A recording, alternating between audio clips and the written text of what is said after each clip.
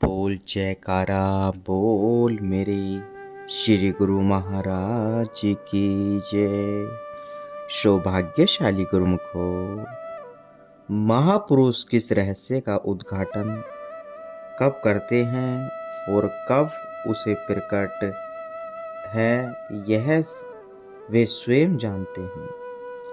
भविष्य दृष्टा युग युग युग प्रबंधक श्री श्री 108 श्री पंचम पातशाही जी महाराज जी श्री आनंदपुर में तीव्र से सब और विकास कर रहे थे।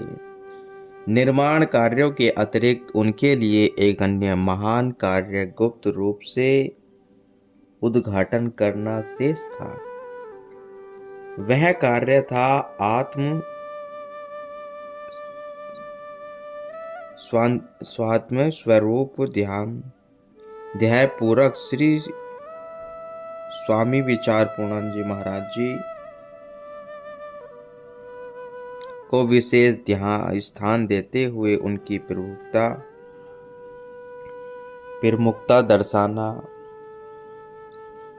उस समय श्री सद्गुरुदेव महाराज जी श्री द्वितीय पातशाही जी तथा श्री सद्गुरु महाराज जी श्री द्वितीय पातशाही जी के समय में मुख्य प्रबंधक एवं महात्मजन श्री आनंदपुर में तन प्राण से गुरु महिमा के प्रचार प्रसार में योगदान कर रहे थे।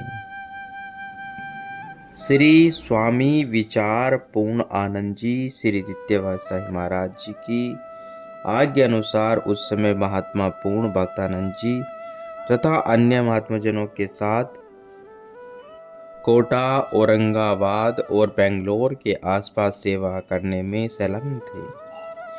श्री सद्गुरु महाराज जी श्री चतुर्थ पातशाही जी ने इन्हें अपने समय में बाहर की समस्त सेवा वह कार्य को समाप्त कर शीघ्र ही श्री आनंदपुर रहने की श्री आज्ञा फरमाई। आप श्री आज्ञा को श्रोधार्य कर सब सेवा को पूर्ण कर श्री आनंदपुर गए। श्री सद्गुरु महाराज जी श्री पंचम पातशाही जी ने गुप्त रूप से तत्वदर्शी दृष्टा से इन्हें श्री स्वामी विचार पूर्णानंद जी महाराज जी पहचान कर फरमाया कि अब आपने श्री आनंदपुर में रहकर श्री आनंदपुर के प्रबंधक एवं अन्य जो भी सेवाएं दी जाएंगी उन्हें पूर्ण करना है। आप श्री आज्ञा अनुसार पूर्ण निष्ठा से सेवा करने लगे। धीरे धीरे सभी वर्कशॉप चको वह आसपास अशोक नगर, ललितपुर, गुना, ब्यापरा, शिवपुरी और ग्वालियर में स्थित सभी आश्रमों के प्रबंधक का कार्य भी आपको सौंपा गया और आप भी पूर्ण योग्यता से प्राण धन से इन सब का संचालन करते रहे। श्री सद्गुरु महाराज श्री पंचम पातशाही जी स्वयं कई बार सेवकों में तथा प्रबंधक समितियों में निज मुख से फरमाते थे, ये श्री स्वामी जी छठी पातशाही जी श्री आज्ञा पालन में तत्पर हैं, ये हमें प्रिय लगते हैं। सब काम सच्चाई नर्मता दिलो जान से करते हैं। श्री सद्गुरु महाराज जी की विशेष कृपा दृष्टि एवं रूहानी रहस्य को जानते हुए सबके साथ मधुर प्रिय विनम्रता पूर्वक व्यवहार करते हुए सब बुजुर्गों एवं प्रबंधकों को सम्मान देते। यह रहस्य आज सब गुरुमुखों को विदित है। शेष विवरण आगे जीवन चरित्र में आएगा। श्री सद्गुरु महाराज जी श्री पंचम पातशाही जी ने कई महात्मजन एवं भक्तजनों जो अभी साधु नहीं बने थे को यथा योग्य सेवा प्रदान की। महात्मा पूर्णा भक्तानंद जी को वर्कशॉप ट्रस्ट प्रबंधक एवं अपने पास अंदर की सेवा प्रदान की। महात्मा अनमोल विवेकानंद जी को प्रबंधक बनाया और कई महात्मा एवं भक्तजनों को सत्संग की सेवा प्रदान की। आपने तब श्री वचन फरमाए, सतगुरु तथा सेवा का नाता आदि जुगादि से चला आ रहा है। यह नाता क्यों विशुद्ध परमार्थिक है। अतएव सेवक की हार्दिक अभिलाषा और उसका हर प्रयत्न सतगुरु की प्रसन्नता प्राप्ति है। सतगुरु उसकी प्रसन्नता प्राप्त करने का सबसे सुगम साधन उनकी निष्काम सेवा में जैसे माता पिता प्रसन्नता उस पुत्र पर अधिक होती है जो आज्ञा में रहकर उनकी सेवा करता है, उसी प्रकार जीव के आध्यात्मिक माता पिता सद्गुरु की प्रसन्नता और कृपा उस सेवक पर अधिक होती है जो आज्ञा अनुसार निष्काम भाव से और हित चित्त से उनकी सेवा करता है। यही कारण है कि अपने इष्ट देव की प्रसन्नता प्राप्त करने के लिए सेवक सेवा को ही जीवन का आधार समझता है।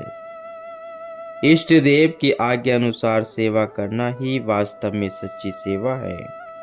भगवान श्री राम जी फरमाते हैं, अज्ञा सम नु सुसाहिबे सेवा सो प्रसादु जन पावे देवा।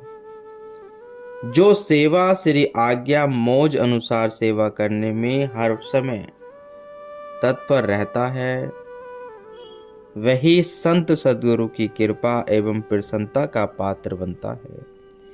लेखक के जीवन का आभूषण ही सेवा है। सेवक का जीवन का आभूषण ही सेवा है। तभी तो सत्पुरुषों ने फरमाया है, सेवक सेवा में रहे सेवक कहे सोए, कहे कबीर सेवा बिन सेवक कभू न होए।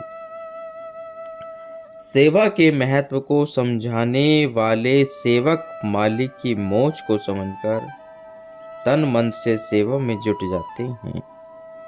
ऐसे सौभाग्यशाली सेवक जानते हैं कि संत सद्गुरु की मौज ही कुल मालिक की मौज है, क्योंकि संत सद्गुरु और कुल मालिक में कोई भेद नहीं है।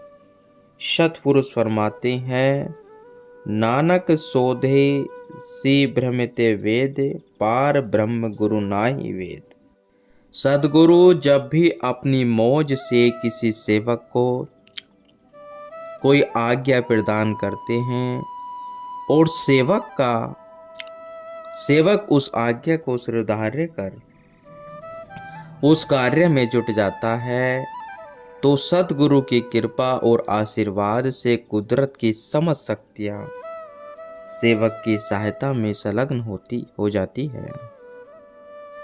यदि सेवक यह समझे कि अमुक कार्य उसकी सामर्थ्य से ही हो रहा है और यह सोचकर उसके मन में अहंकार आ जाए, तो यह उसकी सरासर भूल है। सच्चे सेवक को अहंकार से बचना चाहिए। अहंकार दीपक के न्याय है जो अंतर मनस में घुसकर उसकी भक्ति की संपदा को हानि पहुंचाता है। जैसे कि कथन में कहा है, जब लागू जाने मुझ ते कछु होए, तब इस कहू सुखू नहीं कोए। जब इही जाने किछु करता, तब लागू गर्व जोनि माही फिरता। जब तक मनुष्य यह समझता है कि मुझसे कुछ हो सकता है, तब तक इसे कोई सुख नहीं होता। जब तक इसमें अहंकार का भाव रहता है, तब तक यह योनियों में भटकता रहता है। इसके विपरीत जो सेवक नम्रता एवं दीनता पूर्वक सद्गुरु की आज्ञा और मौज अनुसार निष्काम भाव से सेवा करता है, वही अपने इष्ट देव की कृपा और प्रसन्नता का अधिकारी बनता है। सत्पुरुष अपनी वाणी में वर्णन करते हैं, जो सेवक सद्गुरु की चरण शरण ग्रहण कर सद्गुरु की आज्ञा को अपने हृदय में धारण करता है और उसी के अनुसार कार्यवाही करता है, अपने अस्तित्व को मिटाकर हृदय से सदा प्रभु का नाम का स्मरण करता रहता है, अपना मन सद्गुरु के हवाले कर देता है, उस सेवक के सारे कार्य सवर जाते हैं। जो सेवक निष्कामी होकर सेवा करता है, मन में किसी प्रकार के फल की इच्छा नहीं रखता, उसको इष्ट देव की प्राप्ति हो जाती है। सेवक सेवा करते हुए अपने आप को धन्य समझे और पल पल सद्गुरु का आभारी बना रहे। स्वयं को मिटाकर निस्वार्थ सेवा करता हुआ वह एक दिन मालिक की प्रसन्नता का पात्र बनकर अपना लोक परलोक दोनों सुहेला कर लेते हैं। इस प्रकार सभी सेवकों को सेवक धर्म और सेवा का महत्व समझाकर आपने उन्हें भक्ति पथ पर सुदृढ़ता से चलने की शिक्षा दी। प्रदान की इन सारगर्भित वचनों में छिपे भक्ति के गुण रहस्य को जानकर प्रत्येक गुरुमुख का जीवन धन्य धन्य हो उठा और सब निज चित्त से श्री दरबार की सेवा में जुट गए। गुरुमुखो।